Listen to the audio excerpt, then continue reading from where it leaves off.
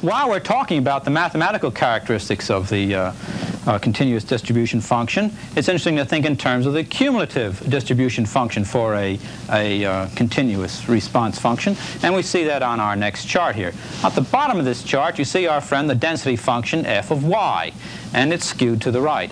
Now I want you to think in terms of the area under that curve as y goes from the left to the right. And we're going to slowly unfold the area under that curve and watch it grow when on the top chart. See that? Getting larger and larger. Now you'll remember that the area under the curve is equal to 1, and so sure enough, that cumulative curve asymptoted to 1. And you'll note the notation we use for the cumulative. We use a capital F sub y. Capital F sub y is equal to the integral of the function f of y from minus infinity up to the point of interest y. So there's a cumulative continuous distribution function on the top of the chart. Well now, supposing someone comes and asks you, what's the probability that you will find an observation greater than or equal to some value like, let's say, y star? How in the devil would you do that problem? Well, here we see our frequency function. There's f of y. We would have the mathematical expression for that curve right there. And the question is, what's the probability that you will find an observation y greater than or equal to y star? And how would you go about doing that?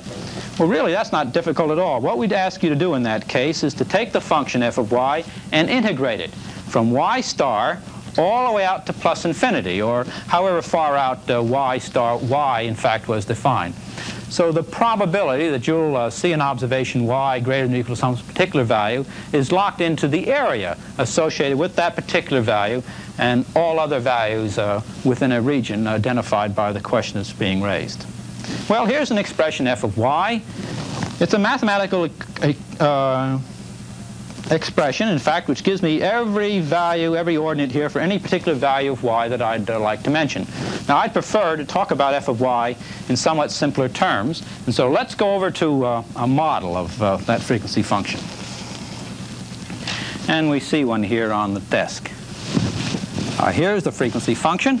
I want to characterize this frequency function in terms of some of its parameters. Now, a parameter is any numerical value, whatever, which helps identify or characterize the distribution. And there are lots and lots of parameters we could talk about. We'd like to get away with as few parameters as possible, make life simple. But what are some of the outstanding parameters which are obvious in this case? One outstanding parameter, of course, is the location of the maximum point of f of y.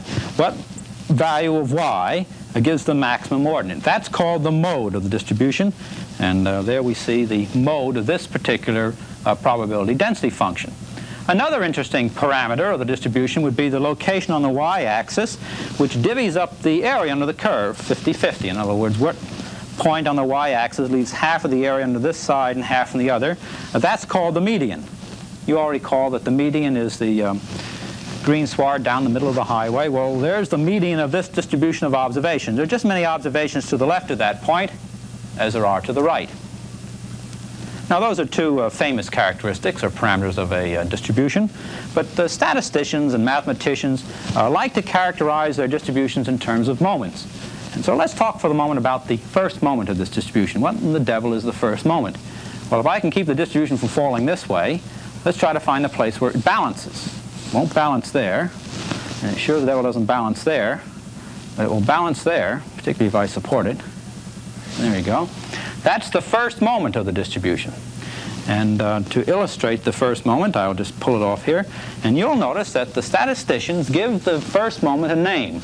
They call the first moment of the distribution the mean of the distribution. So here are three rather obvious parameters. They're called location parameters. The mode of the distribution, where f of y is greatest. The median of the distribution, the point that divides up the area in half. But the most important of these location parameters for our purpose is the mean of the distribution, the first moment of the distribution, if you will. Now, if I'm going to talk about first moments, clearly there ought to be second moments and higher order moments. So let's turn to the board for a moment and for an instant and talk about moments of the distributions. Okay, what about the first moment of the distribution?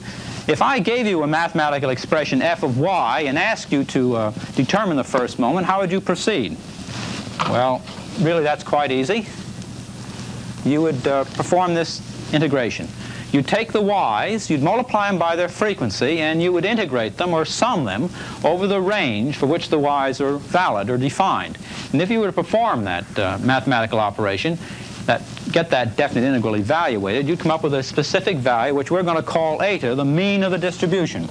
So the first moment of the distribution is the mean. And now from now on, we're going to use the following symbol to indicate the mean. The mean of the distribution is going to be given the symbol eta. Eta is the mean of the distribution. Eta looks like an n, except that first it has a long tail, if you will. So eta is the mean of the distribution. Okay, what about the second moment of the distribution? Well, that would be easy enough to do. What we do in this case is square the y's, multiply them up by their frequency, and sum them over the range for which the y's are interpreted. But the trouble with that definite integral is it's a whopping big number, and not a very useful parameter to describe the distribution. So instead of using that particular second moment, we're going to play a trick on the second moment. Instead of taking the y's and squaring them, let's do the following. Let's take the y's and subtract the mean away. Take that deviation and square it. And then take these squared deviations, multiply them by their frequency, sum them up over the range for which the y's are defined. Now that's the second moment of the distribution corrected for the mean. That's called the moment of inertia, or statisticians would call it the variance of the distribution. So every distribution has a variance, and the variance of the distribution, we reserve a symbol for the variance, since it's such an important quantity. We're going to reserve the symbol